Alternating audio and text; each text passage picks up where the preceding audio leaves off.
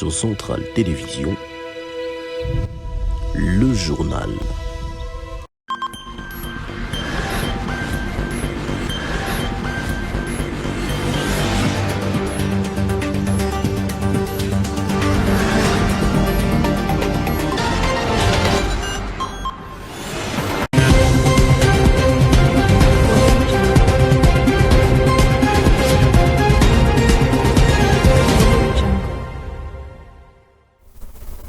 Ravi de vous retrouver pour cette nouvelle édition du journal sur Centrale Télévision. Bonsoir et bienvenue. Cette édition qui s'ouvre à la primature, la première ministre Judith Toulouka a poursuivi ses consultations ce lundi 15 avril. Ces assises cruciales pour la formation de son gouvernement en conformité avec les exigences constitutionnelles visent à constituer un gouvernement qui répond non seulement aux attentes de la population congolaise mais aussi pour éviter les erreurs du passé, une étape importante qui connaîtra la participation de figures majeures de la politique congolaise. Et toujours en marge de ces consultations, le responsable de regroupement AA, UNC et AVK 2018 ont été reçus par la première ministre ce lundi.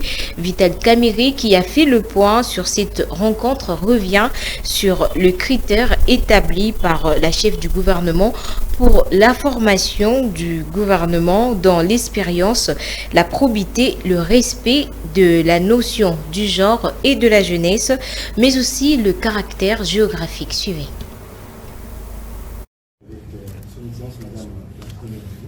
Qu'est-ce que l'opinion publique doit retenir de vos entretiens? Je ne sais pas le sens de votre question, mais ce sont des consultations pour la formation du gouvernement.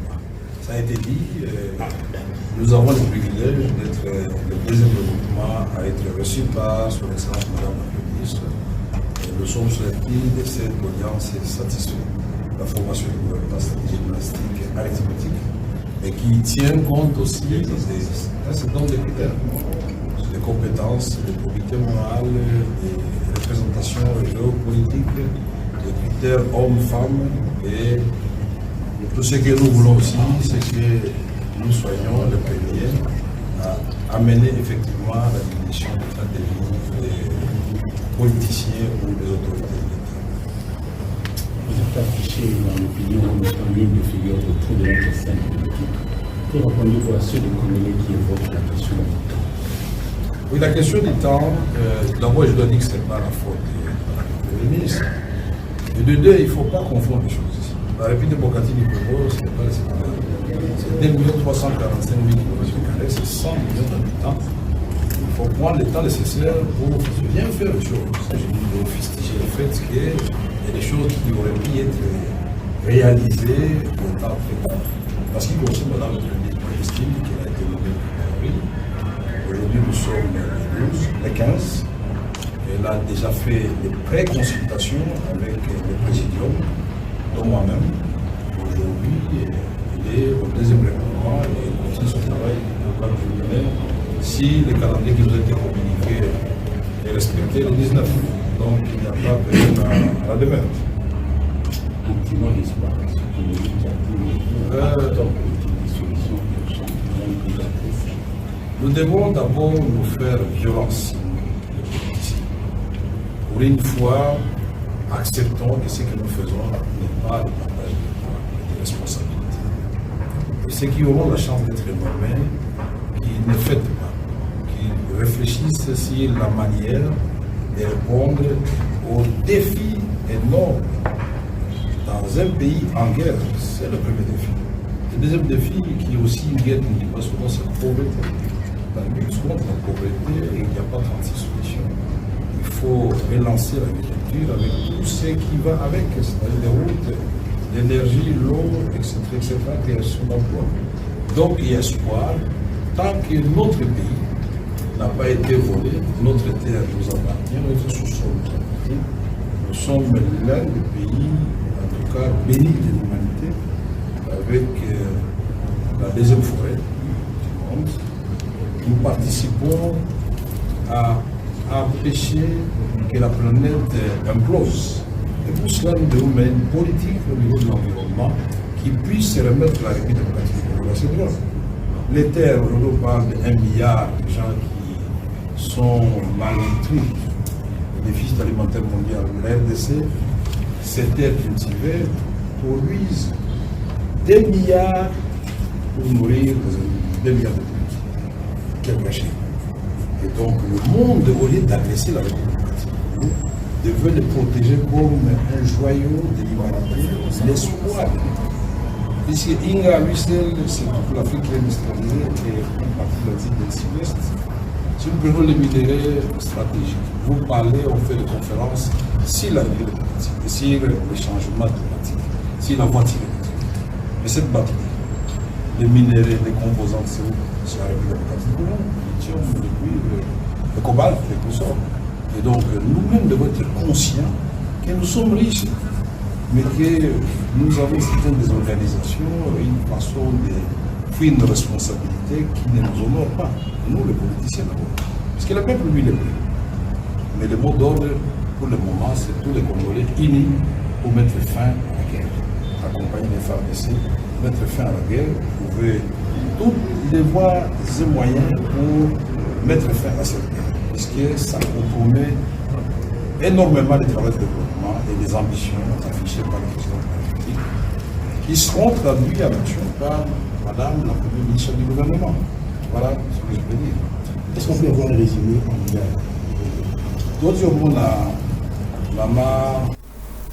Et en ce qui concerne l'élection du bureau définitif de l'Assemblée provinciale, les tickets de l'Union sacrée s'affichent complets. Ces derniers s'y sont tous mis d'accord. Les détails dans ce reportage.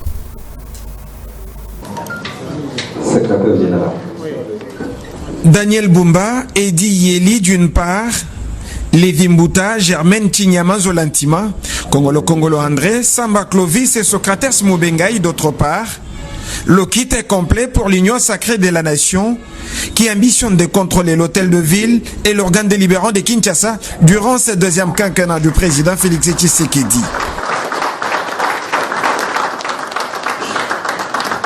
Tout ceci grâce au conseil sage d'un seul. Avec Augustin Kabouya, plus question de vivre la débâcle qu'il y a eu lors des sénatoriales de 2019. Avec plus de 10 députés, l'UDPS n'avait pas su faire élire ses sénateurs à cause des arrangements qui ont été compromettants au regard des objectifs du parti de Félix Tshisekedi. Le chef de l'État n'a jamais digéré ça.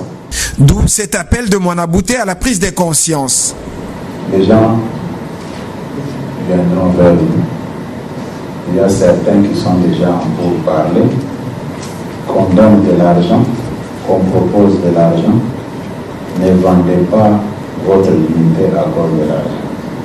Des sages conseils très écoutés, au point de désactiver plusieurs candidatures de certains élus n'ayant pas fait objet de débat au sein de l'Union sacrée.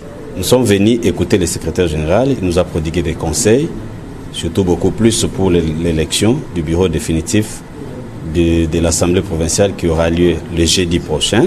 Il nous a donné des conseils et il a aussi présenté les tickets gagnants de l'Union sacrée, comme vous le constatez. C'était vraiment très important pour nous que cela se fasse pour éviter des zones d'ombre. Vous avez vu que nos collègues qui avaient postulé aussi comme indépendants, ils ont été très humbles. Ils vont retirer leur candidature et nous restons avec un seul ticket gagnant. Là, nous sommes totalement rassurés que l'Union sacrée est soudée, l'Union sacrée est unie. Nous partons ensemble pour vaincre. Très optimiste dans cette démarche, l'unique candidat président de l'Assemblée provinciale de Kinshasa pour l'Union sacrée de la nation, le député Lévi Mbouta, affirme que les mesures sont prises pour que les erreurs du passé soient évitées. Merci. Je crois que nous avons déjà identifié tout le problème de l'ancienne législature, qui était premièrement le conflit entre l'organe délibérant ainsi que l'exécutif. Je crois que cette législature, nous allons très bien travailler. Nous allons travailler en harmonie pour qu'il y ait une stabilité totale au sein de l'Assemblée provinciale de Kinshasa. Et aussi, ces bureaux, ça forme déjà une famille. Nous allons vraiment travailler ensemble et nous croyons fermement qu'il n'y aura pas de problème. S'il y a des problèmes, nous allons nous référer à l'autorité de référence pour pouvoir trouver des solutions à tous les problèmes qui pourront arriver. Parce que dans une famille, les problèmes ne manquent jamais. Mais s'il y a un problème, on trouve toujours des solutions. Commencé vers 22h, C'est aux environs de minuit que cette rencontre d'Augustin Kabouya en sa qualité de membre du Présidium et les députés provinciaux de l'Union sacrée de la Nation à Kinshasa a pris fin sur une note très positive.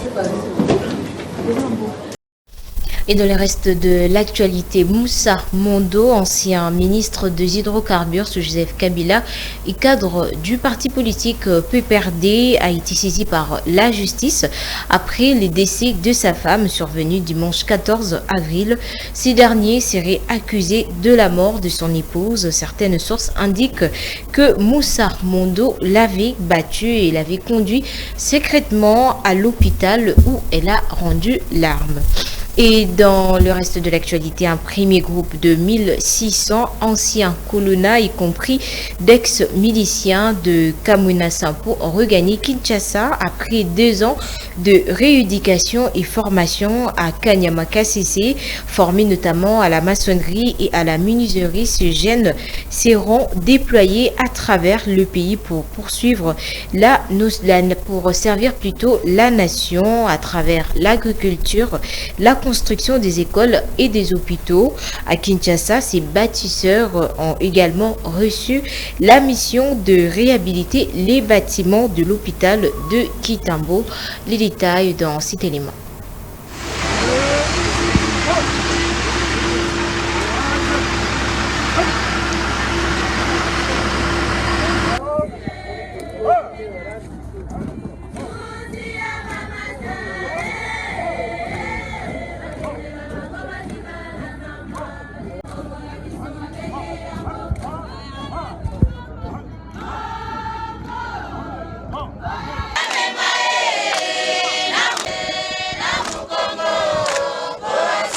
Reviennent à Kinshasa où ils ont trouvé leur affectation afin de s'adonner aux différents travaux que le service national a prévus dans cette ville de Kinshasa. Nous allons avoir 2 bataillons qui vont arriver, c'est-à-dire 1200 bâtisseurs qui arrivent à Kinshasa. L'avion vient de faire sa première rotation. Comme vous le savez, ils ont fait Kanyama, KCC jusqu'à Monedi tout par train avec le train du service national. Et de Monedi à Mboujumaï par route, de Mboujumaï jusqu'ici par avion. Et donc d'ici mardi, l'ensemble des 2 bataillons pourra être sur place ici à Kinshasa. D'ici, ils vont dans leur cantonnement qui est encelé. Encelé d'ailleurs sur place, nous avons déjà préparé un grand atelier de menuiserie que vous allez découvrir. Et ils vont fabriquer demain, sur instruction du président de la République, commandant suprême, nous allons pouvoir équiper toutes nos écoles avec le bas fabriqué par ces jeunes gens. Et une deuxième partie qui a été formée en construction, parmi eux il y a des maçons, il y a des ferrailleurs, il y a des peintres, il y a des électriciens. Eh bien, d'ici quelques jours, le commandant suprême, le président de la République, va lancer les travaux de la modernisation de la maternité de Kitambo, puis par après de l'hôpital de référence de Kitambo. Donc ils ont un très grand travail. Et après cela, il y aura bien d'autres choses auxquelles ces enfants vont s'adonner. Ils sont devenus des bons citoyens.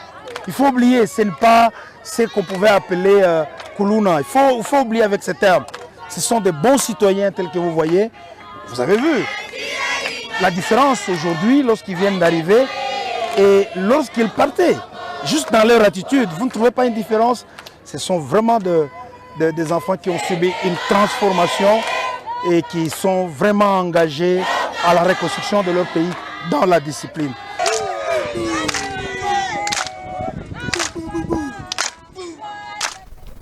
Et poursuivons ce journal avec cette information, une audience publique de la Cour constitutionnelle s'est tenue ce lundi 15 avril, au cours de laquelle elle a examiné 134 requêtes portant correction d'erreurs matérielles de ces arrêts rendus dans le cadre de contentieux électoraux le 12 mars dernier.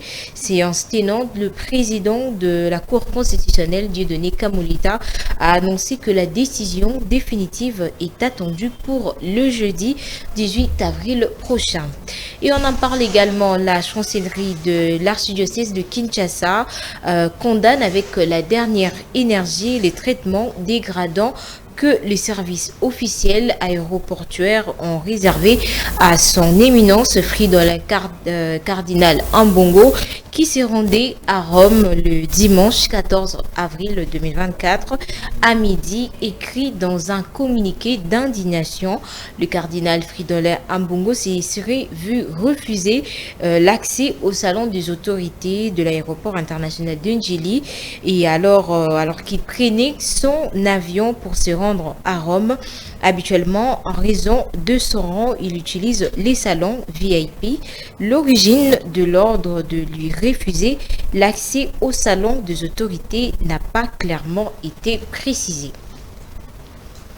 Et en dehors de nos frontières, la population du Niger était dans la rue de Niamey le week-end dernier.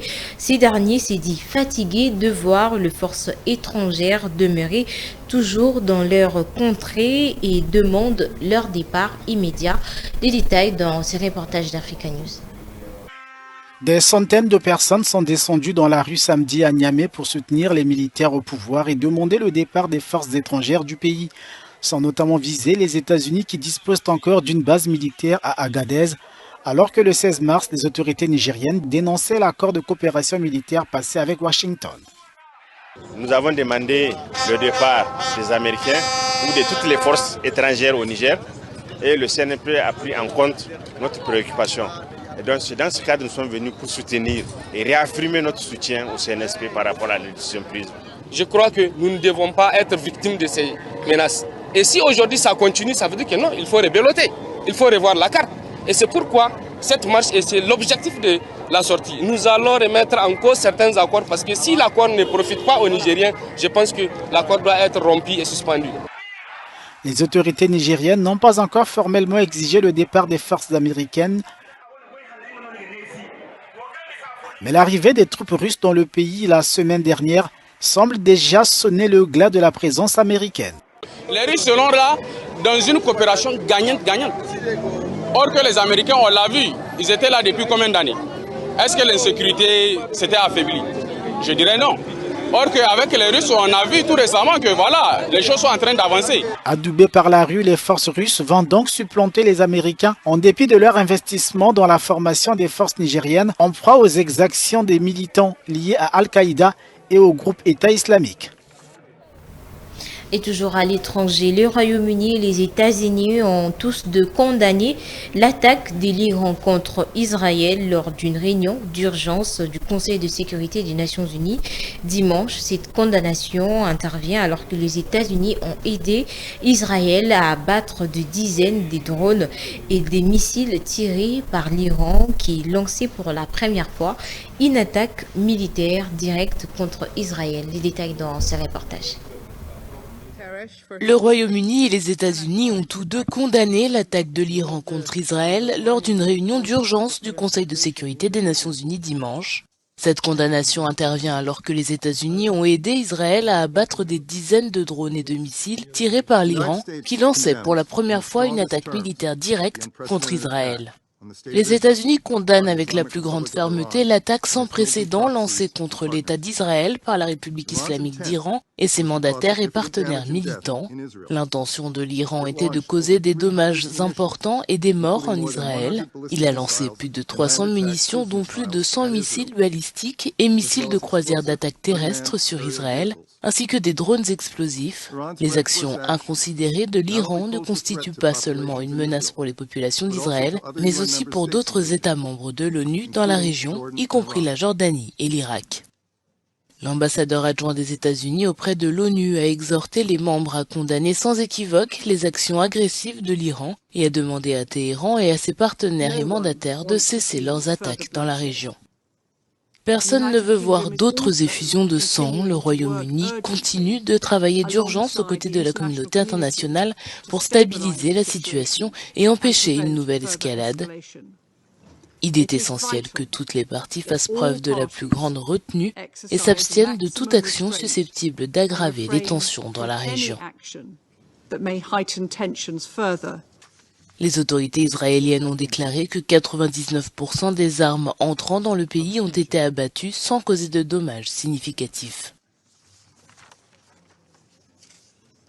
Le Moyen-Orient est au bord du gouffre. Les populations de la région sont confrontées au danger réel d'un conflit dévastateur à grande échelle. Le moment est venu de désamorcer et de désescalader le conflit. C'est le moment de faire preuve de la plus grande retenue. L'armée israélienne persiste et affirme que l'attaque de l'Iran dans la nuit du 13 au 14 avril contre son territoire ne la détournera pas de son offensive dans l'enclave palestinienne.